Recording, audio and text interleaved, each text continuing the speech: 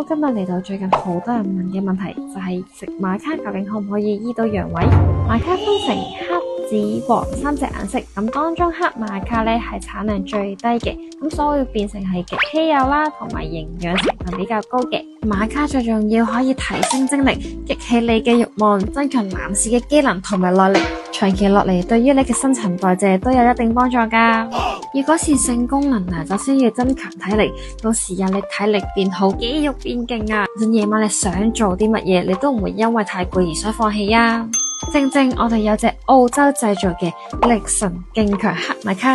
可以改善你力不從心嘅問題。佢含有50倍濃縮純天然黑瑪卡精華，甚至不含藥性啊，比一般市面上嘅瑪卡提供更強嘅營養效果，而且仲可以幫你增強體力同耐力。最重要，佢裏面有鋅嘅礦物質成分，可以增加男性嘅高固醇代謝。精蟲品質、精液製造對男性嚟講係一個非常重要嘅元素嚟噶。偷偷話俾你聽啦，有輕度性功能障礙食咗瑪卡之後啊，係可以增強翻性能力同性慾噶。不過提升嘅關鍵都係睇下你平時有冇定期服用，因為如果你就咁食一日啦，係唔會有特別效果噶，要 keep 住食先得噶。你會唔會有呢個需要？下邊留言 BM 即刻 send 俾你。